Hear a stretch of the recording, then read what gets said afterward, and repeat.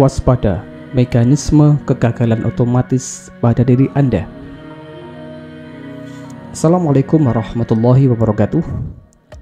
Salam sejahtera untuk teman-teman semuanya yang menyimak dan menonton video ini.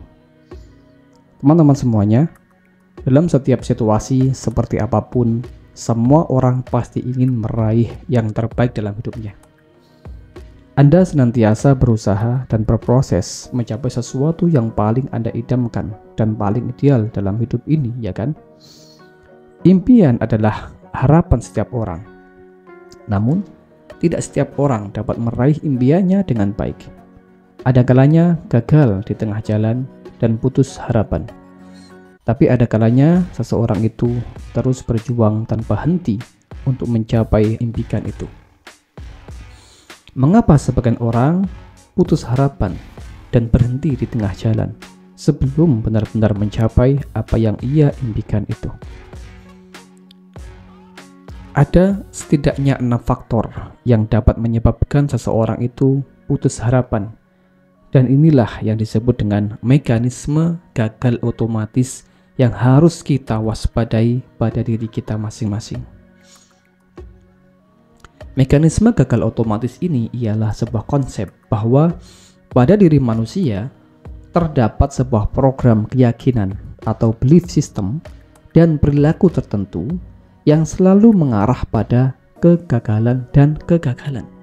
Meskipun ia sudah berusaha sekeras tenaga, berbagai cara ia lakukan, tapi bila masih memiliki mekanisme gagal otomatis ini, maka semua usaha itu percuma saja.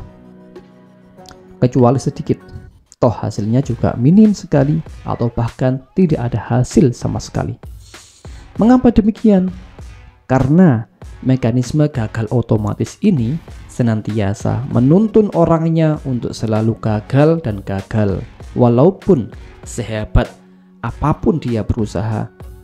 Bila keyakinannya yang tertanam kuat di pikiran bawah sadarnya ialah program gagal, maka itulah yang terjadi sungguhan.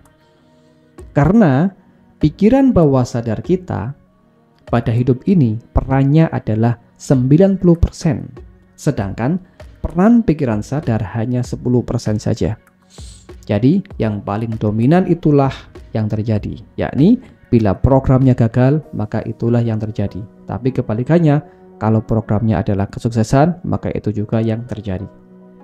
Lantas pertanyaannya ialah, apakah program atau mekanisme kegagalan otomatis ini bisa diubah menjadi program baru atau mekanisme baru kesuksesan otomatis? Jawabannya ialah bisa. Tapi ini butuh proses yang penuh tantangan dan niat yang besar untuk mau mengubahnya. Persoalannya ialah tidak semua orang yang dalam dirinya itu terdapat program kegagalan menyadari program itu sendiri. Biasanya mereka hanya berdalih, ini sudah takdir saya, ini sudah nasib saya, mau bagaimana lagi? Saya harus menerimanya dan ikhlas. Dalih ini benar adanya. Memang semua itu ketentuan takdir ilahi. Namun, ini kaitannya dengan program atau mekanisme kegagalan otomatis yang ada dalam diri kita, atau lebih tepatnya berada di pikiran bawah sadar kita. Sebaliknya, orang-orang yang hidupnya selalu berhasil, meskipun mengalami banyak tantangan dan hambatan dalam hidupnya, bahkan cobaan segala macam, tapi toh akhirnya mereka tetap sukses. Mereka ini memiliki sebuah program atau mekanisme kesuksesan otomatis dalam dirinya, sehingga nasibnya akan terus mengalami perkembangan dan perubahan yang besar. Perlu diketahui bahwasanya manusia itu adalah makhluk yang diprogram oleh lingkungannya. Tapi program mana yang dia pakai itu ialah keputusan dirinya sendiri. Ia mau memilih program seperti apa, mau program sukses atau program gagal, maka diri kita sendirilah yang menentukan dan memutuskannya. Lantas, bagaimana caranya bila dalam diri kita ada program atau mekanisme kegagalan otomatis ini? Dan bila sudah diketahui bagaimana cara mengatasinya atau mengubahnya menjadi program kesuksesan otomatis. Inilah yang paling penting. Maka di sini ada 6 langkah untuk mengetahui apakah diri kita memiliki mekanisme kegagalan otomatis ataukah tidak. Yang pertama adalah kita harus mengamati apakah diri kita memiliki mimpi yang tinggi ataukah rendah. Bila bermimpi rendah dan takut atau merasa tidak layak untuk bermimpi tinggi, itu artinya ada program kegagalan dalam diri kita. Contohnya begini, Anda saya tawari untuk memilih hidup yang sukses, mapan, harta melimpah, dapat membahagiakan orang tua, hidup bahagia, dan bisa menolong orang lain. Ataukah memilih hidup yang biasa-biasa saja, yang penting kecukupan, tapi bisa membahagiakan kedua orang tua? Mana pilihan Anda? Jika jawaban Anda yang kedua, itu artinya Anda adalah orang yang punya program kegagalan. Meskipun nggak ada yang salah dari impian itu. Loh, kok bisa? Tentu, karena di saat Anda memilih jawaban yang kedua, itu secara bawah sadar didorong untuk menjauhi kesuksesan dan kekayaan. Karena bisa jadi Anda merasa tidak layak menjadi orang yang sangat kaya atau sangat sukses, melainkan lebih merasa layak hidup biasa-biasa saja, yang terpenting kecukupan dan bisa membahagiakan orang tua, ya kan? Jika sudah demikian, maka Anda pun dituntun oleh bawah sadar untuk tidak mengorientasikan kekayaan dan kesuksesan yang tinggi.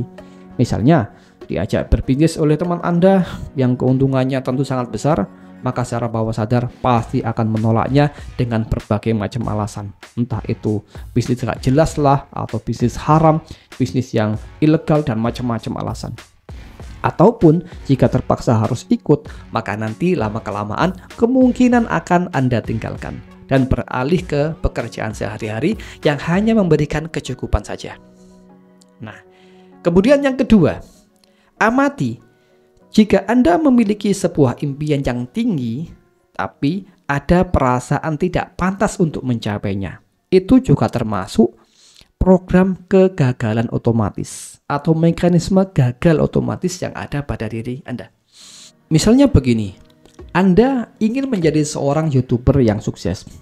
Anda berkata pada diri Anda sendiri, saya ingin menjadi seorang yang sukses di bidang YouTube, gitu. Menjadi orang terkenal, banyak duit, berpengaruh. Tapi apakah saya pantas mencapainya? Sedangkan diriku bukanlah siapa-siapa. Saya bukan artis, saya bukan pejabat, saya bukan orang yang kaya.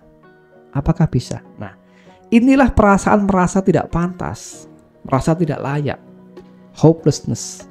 Jika demikian yang terjadi, maka usaha seperti apapun untuk mencapai terkenal, mencapai sukses dan banyak duit dengan menjadi seorang YouTuber tidak akan bisa tercapai selama ada pembatalan dari dirinya sendiri. Itu yakni kalimat sedangkan diriku bukanlah siapa-siapa. Siapa sih diriku ini? Nah, dan berbagai impian sukses lainnya selalu ia gagalkan sendiri dengan kalimat negatif yang justru membuat dirinya down. Nah, kemudian yang ketiga adalah Anda membenci atau tidak mau memiliki banyak uang. Ini terjadi secara bawah sadar, bukan secara sadar. Secara sadar, Anda pasti mau dengan uang yang banyak, apalagi jumlahnya itu jutaan atau bahkan ratusan juta, ya kan? Tapi beda lagi dengan bawah sadar Anda. Ada banyak bukti yang menunjukkan seseorang itu terprogram dengan kemiskinan, atau dengan kata lain, ia tidak mau kaya dan tidak mau sukses lebih besar lagi. Misalnya, salah satu kasus yang terjadi pada orang-orang yang menemukan harta karun peninggalan kerajaan Mojopahit di Mojokerto. Mereka senangnya bukan main, kemudian ia jual dengan harga yang sangat tinggi, ratusan hingga miliaran rupiah. Tapi dalam waktu selang 1 tahun atau lebih, semua uangnya itu habis. Pada kasus yang sama juga terjadi pada orang-orang yang tanah dan pekarangan mereka itu dibeli oleh perusahaan jalan tol. Tanah mereka dibeli dengan harga yang sangat tinggi, harga yang sangat mahal, hingga 1 miliar rupiah. Mereka senangnya bukan main, luar biasa senang, kaya mendadak. Tetapi dalam waktu beberapa bulan ke depan, semua uangnya itu habis tanpa ia bisa kembangkan lagi. Itu semuanya disebabkan karena pikiran bawah sadarnya ada program tidak menyukai uang. Ada program yang membenci uang. Bisa jadi bagi mereka uang itu pembawa petaka, uang itu enggak dibawa mati, uang itu akar dari segala masalah, akar dari kejahatan, dan lain sebagainya. Berbagai macam argumen negatif tentang uang yang terprogram kuat di bawah sadarnya, itulah yang menuntun dirinya untuk menghabiskan uangnya daripada mereka simpan atau mereka kembangkan, yang mungkin bagi mereka justru berujung pada masalah di kemudian hari. Keempat, amati diri Anda saat mengalami kegagalan, kemudian mengatakan, ini sudah takdir saya, ini sudah nasib saya, mau bagaimana lagi? Atau kalimat lain yang senada. Sekilas, ini tampak benar kalimat barusan. Memang apa sih yang bisa lepas dari takdir Tuhan? Nggak ada kan? Termasuk sukses dan gagal, betul kan? Seseorang yang mengatakan, ini sudah takdir saya, mau bagaimana lagi? Sebenarnya adalah orang-orang yang berputus asa dan rahmat Tuhan. Bukankah manusia itu diperintahkan untuk berdoa dan berharap mendapatkan rahmat-Nya? Bukankah doa itu senjata andalan bagi orang-orang yang beriman? Jadi, bila gagal mencapai sesuatu, harusnya kita berdoa dengan kuat dan optimis tinggi bahwa harapannya pasti tercapai, impiannya pasti bisa dicapai. Orang yang berdalih pada takdir sebenarnya ialah orang yang berputus asa, tapi ia sandarkan kepada takdir Tuhan agar tidak dicemooh oleh orang atau bisa dimaklumi oleh orang lain. Itu bukanlah sikap religius, itu bukanlah sikap spiritual, melainkan itu sikap pesimis yang dibalut atau yang dikemas dengan nuansa agamis. Kelima, amati diri Anda apakah selama ini sudah mencapai impian dengan maksimal ataukah masih minimal. Bila sudah maksimal mencapai yang Anda dapatkan, tentu itu bagus. Tapi bila masih minimal apa yang Anda capai, itu artinya masih ada program kegagalan yang bersemayam dalam diri Anda. Keenam, bandingkan diri Anda saat ini dengan 5-10 tahun yang lalu. Bila banyak perkembangan, itu artinya Anda memiliki program sukses dalam diri Anda. Tapi bila sedikit sekali perubahan atau perkembangan, atau bahkan masih sama persis, tidak ada perubahan sama sekali dengan 5-10 tahun yang lalu, itu artinya ada program gagal dalam diri Anda. Ada program atau mekanisme kegagalan yang bersemayam dalam diri Anda. Nah teman-teman semuanya, inilah keenam cara untuk mengetahui apakah dalam diri kita ada program atau mekanisme kegagalan atau tidak.